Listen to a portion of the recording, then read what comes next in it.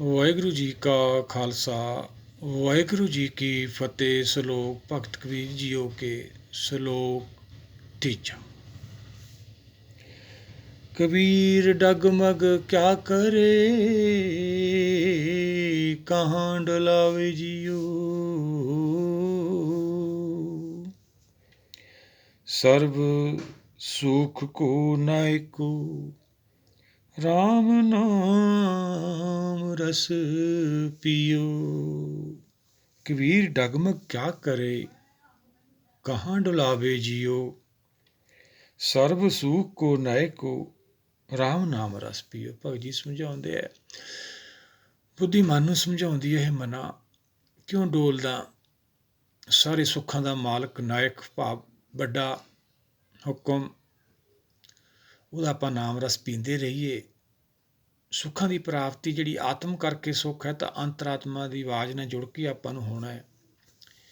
ਬਾਣੀ ਵਿੱਚ ਜਿਸ ਨੂੰ ਸਤਿਗੁਰ ਆਖਿਆ, ਆਨੰਦ ਪਿਆ ਮੇਰੀ ਮਾਏ ਸਤਿਗੁਰੂ ਮੈਂ ਪਾਇਆ, ਤੀਜੀ ਪਾਤਸ਼ਾਹੀ ਨੇ ਸਮਝਾਇਆ। ਉਹ ਅਵਸਥਾ 'ਚ ਆਪਾਂ ਪਹੁੰਚਣਾ ਵਾ। ਸਤਿਗੁਰ ਦੀ ਪ੍ਰਾਪਤੀ ਕਿਵੇਂ ਹੋਊਗੀ ਆਪਾਂ ਨੂੰ? ਗੁਰ ਸ਼ਬਦ ਦੇ ਗਿਆਨ ਨਾਲ। ਜੇ ਬਾਣੀ ਸੁਣਾਂਗੇ ਚੋਂ ਗਿਆਨ ਪੈਦਾ ਹੋਊਗਾ, ਫਿਰ ਮਨ ਮੰਨੂਗਾ, ਫਿਰ ਵਿਚਾਰ ਸ਼ੁਰੂ ਹੋਊਗੀ, ਫਿਰ ਪ੍ਰੇਮ ਪਊਗਾ, ਫਿਰ ਆਪਾਂ ਨੂੰ ਪ੍ਰਾਪਤੀ ਹੋਣੀ ਹੈ।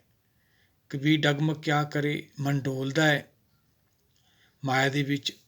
ਜਦੋਂ ਮਾਇਆ ਅਸੀਂ ਪਾਰ ਕਰਨੀ ਹੈ, ਪਾਰ ਉਪਾਰ ਪ੍ਰੀਤਮ ਗੁਰ ਸ਼ਬਦ ਲੰਘਾਵੇ। ਜੋ ਗੁਰ ਸ਼ਬਦ ਦਾ ਗਿਆਨ ਸਾਡੇ ਕੋਲੇ ਹੁੰਦਾ ਹੈ, ਮਨ ਟਿਕ ਜਾਂਦਾ ਹੈ, ਮਨ ਬੁੱਧੀ ਟਿਕ ਜਾਂਦੇ ਨੇ, ਮਾਇਆ ਪਾਰ ਕਰ ਜਾਂਦੇ ਨੇ।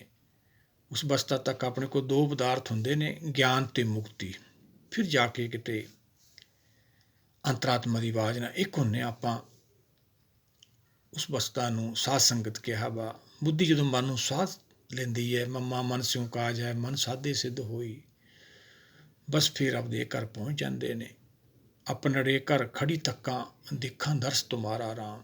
ਇਹ ਸੀਤਾ ਧਿਆਨ, ਅਕਲ ਕਹਿ ਲਈਏ, ਜੋਤ ਕਹਿ ਲਈਏ, ਬੁੱਧੀ ਕਹਿ ਲਈਏ, ਫਿਰ ਆਪਦੇ ਮੂਲ ਰਾਮ 'ਚ ਇੱਕਮਿਕ ਹੋ ਜਾਂਦੀ। ਪਹਿਲੇ ਸ਼ਲੋਕ ਭਗਤ ਕਬੀਰ ਜੀ ਨੇ ਸਮਝਾਇਆ ਸਿਮਰਨੀ ਬਾਰੇ। ਜੋ ਸੰਸਾਰ ਸਮਝੀ ਬੈਠਾ ਸੀਗਾ, ਇਹ ਧਰਮ ਦੀ ਦੁਨੀਆ ਭਾਵ ਨਿਰਾਕਾਰ ਦੁਨੀਆ। ਇਹ ਧਰਮ ਆਪਾਂ ਗਿਆਨ ਲੈਣਾ ਹੈ। ਸੰਤ ਕਾ ਮਾਰਗ ਧਰਮ ਕੀ ਪੌੜੀ, ਕੋਬੜ ਭਾਗੀ ਪਾਵੇ। ਇਹ ਸੰਤ ਕਾ ਮਾਰਗ ਹੈ, ਸਾਡੀ ਮਨਬੁੱਧੀ ਦਾ ਵਿਸ਼ਾ ਨਹੀਂ। ਅਸੀਂ ਗੁਰਬਾਣੀ ਨੂੰ ਅਰਥਾ ਲਾਂਗੇ ਜਾਂ ਸਮਝ ਲਾਂਗੇ, ਉਹਦੀ ਕਿਰਪਾ ਨਾਲ ਸਮਝ ਆਉਣੀ ਹੈ। ਗੁਰ ਕੀ ਸੇਵਾ ਸ਼ਬਦ ਵਿਚਾਰ ਹੈ, ਵਿਚਾਰਦੇ ਰਹਿਣਾ, ਭਾਣੇ 'ਚ ਰਹਿਣਾ, ਫਿਰ ਇਹ ਸਮਝ ਆਉਂਦੀ ਹੈ।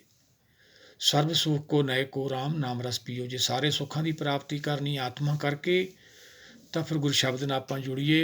ਇਹ ਗੁਰਬਾਣੀ ਹੈ, ਗਿਆਨ ਰੂਪੀ ਉਪਦੇਸ਼ ਹੈ।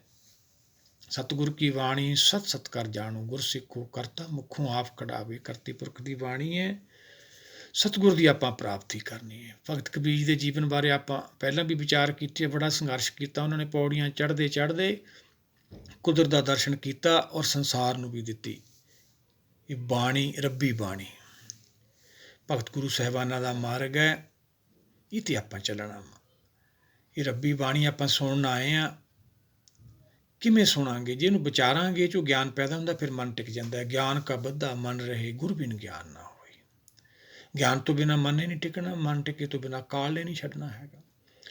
ਦੂਜੇ ਸ਼ਲੋਕ ਭਗਤ ਜੀ ਨੇ ਸਮਝਾਇਆ ਸੀ, ਕਬੀਰ ਮੇਰੀ ਜਾਤ ਕੋ ਸਭ ਕੋ ਹਸਨੇ ਹਾਰ।